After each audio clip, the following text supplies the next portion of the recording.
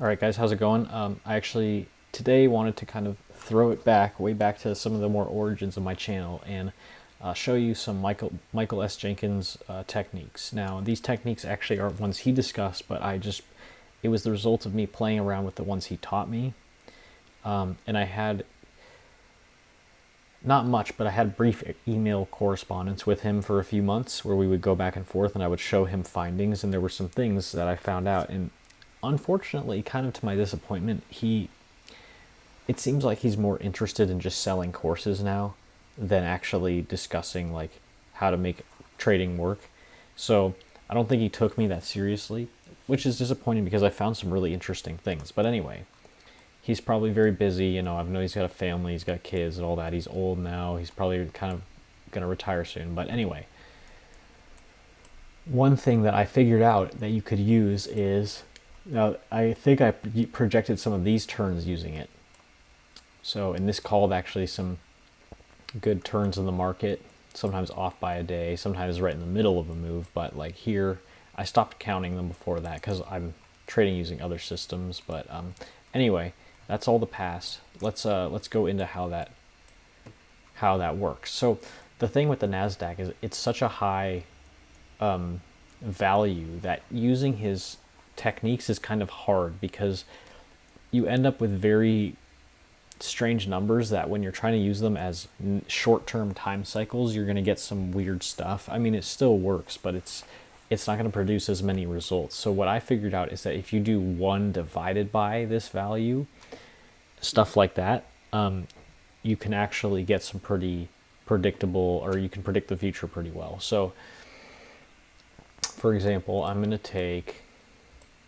I want to go back a bit so that we can actually see how well it does. But we're going to take this low here. The low is 17374. Okay, so we're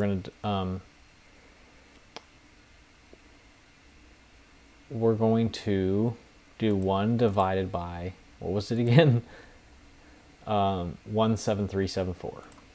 17374. Okay. Now, the fact that it's got all these, this doesn't matter. What you want is the actual digits, because this, you're going to get a seed. This is a seed number. This seed number can be used as a time cycle, okay? So, and then you can do other things like that. You can take the square root of this number right here. It doesn't matter the decimal points. It's the same. You take the square root of that. You can square it. You'll see some interesting results. But anyway, so first we're going to just start with that number.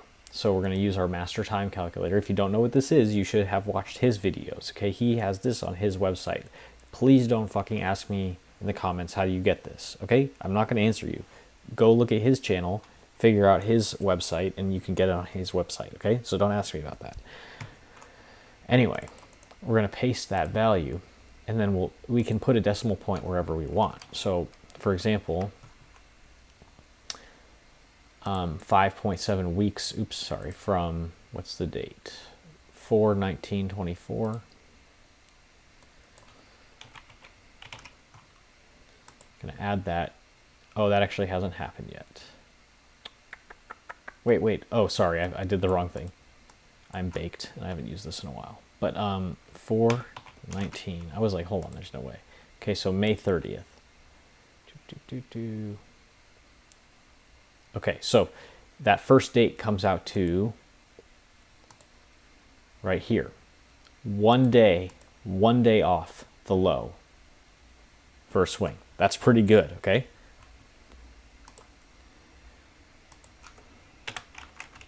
Let's do 0.57 months. You're going to get May 7th. Now this one is a little bit in the future, or a little bit close, so it might not be as good. But look, now when you're getting highs on the NASDAQ, you don't necessarily want to short, because the thing is with the NASDAQ, like I said, you shouldn't really be shorting this. So when you get a high, maybe that's a good day to sell a position, but I wouldn't go short. So you're really trying to catch lows. If it looks like here could be a high, I would just kind of keep watching. What you're trying to do is catch a low. Like here, you might want to buy below the low of this candle the next day. If it goes there, that you probably catch a low pretty well that way.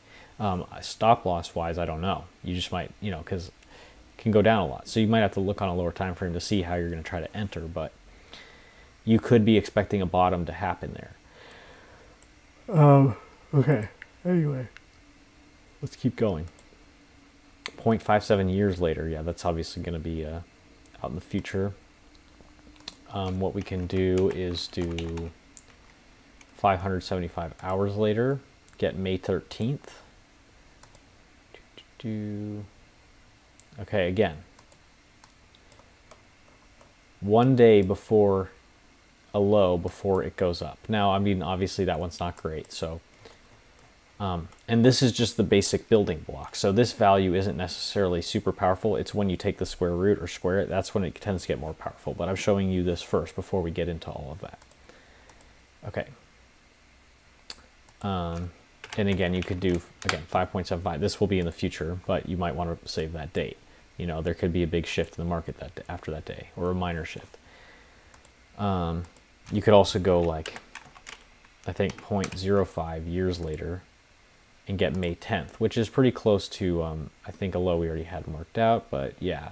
So it kind of was a high. This one was kind of right before a low. So, but again, sometimes the market is not very volatile, and so these candles are so small that the high or low doesn't look very pronounced. Usually when you go further out in the future, you get bigger turns. So unfortunately, this value isn't giving us a lot of options for, a few months in the future. So we're going to have to do something to try to find other values. So what we're going to do is we're going to take 5755726. Wait, what was it? Sorry. 5755726. Okay. We're going to square it. Oh, I should have done, I should do a decimal then. Just so it doesn't. 5755726. We're going to square that.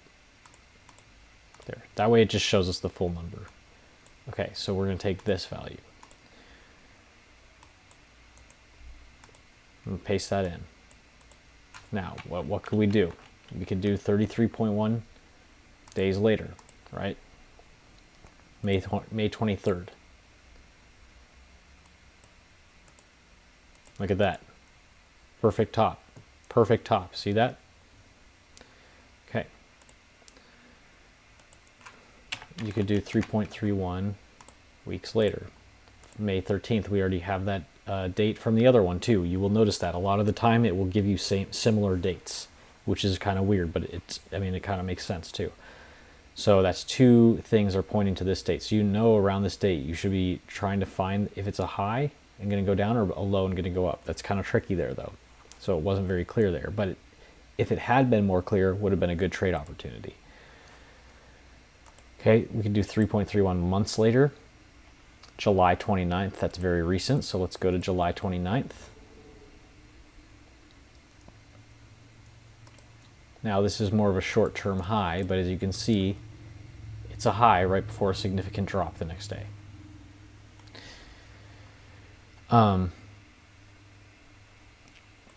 Again, they're not always going to be the best, but sometimes they will be. Okay, now we're going to do 0.331 years later. That comes out to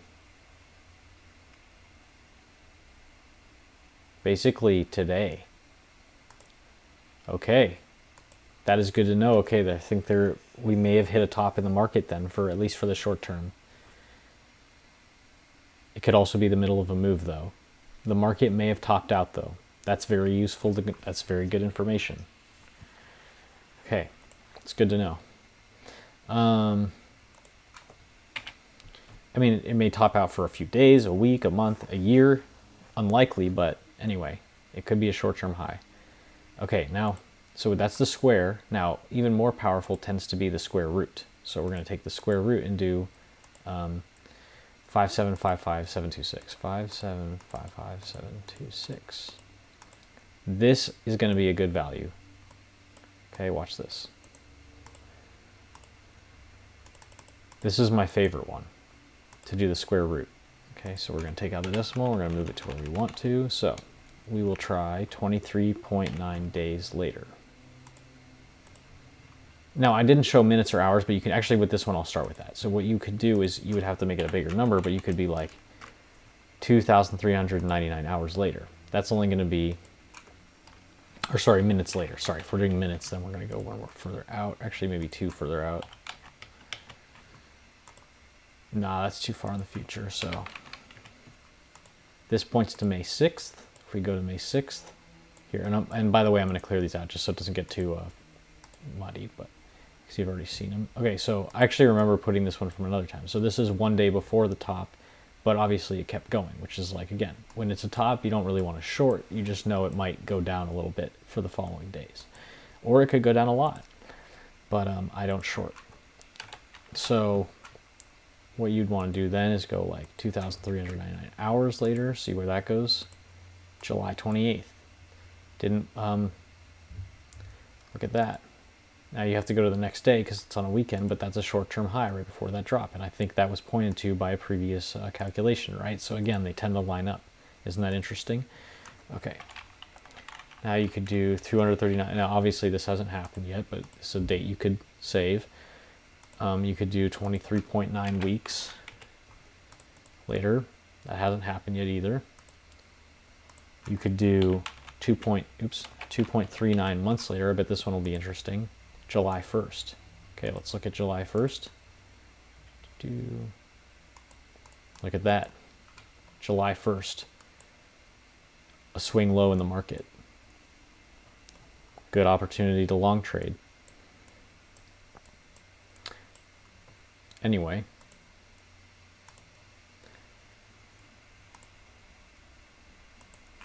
You could do 0.239 years later.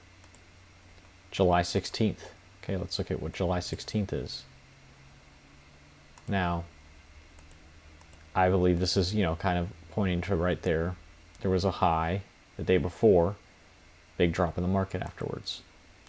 It's not always going to be perfect. That's why this alone is not going to make you a profitable trader, but it can give you dates to be like, okay, within one day or before or one day after this, there could be a shift in the market. Okay, so that's why it's useful. It's not something necessarily to trade off alone, but it's just something to be like, okay, look where you want to actually try to take a long trade when maybe you want to sell your long trade.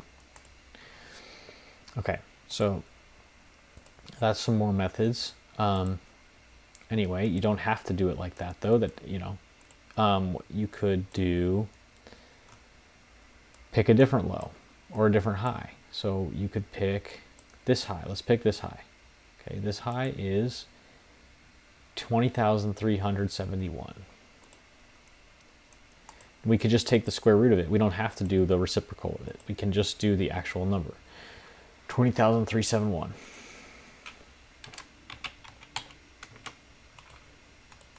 There you go. You get a number. This is a seed for a time cycle. Look at this. We're going to not add it in years. We're going to add it in days. September 9th. Well, we're not quite there yet, but that could be a shift in the market. Okay. We could do this many hours later. June 18th. Okay. Let's go to June 18th. Again, basically one day before that major high, or not major, but like a noticeable high in the market. Okay, that's not a coincidence.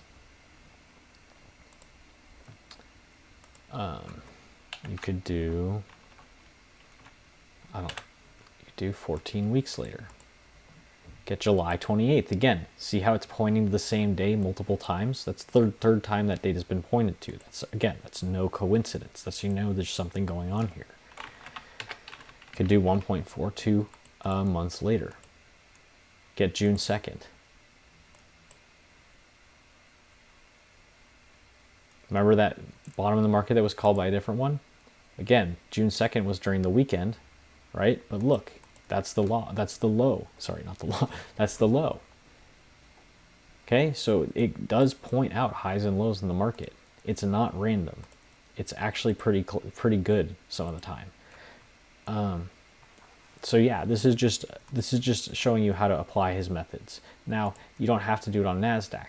You can do it on Apple. I think that Apple being one of the strongest companies, or the biggest companies on the NASDAQ, it drives a lot of its price. So when you do it on the individual companies too, it can also be used to try to determine highs and lows in the broader market.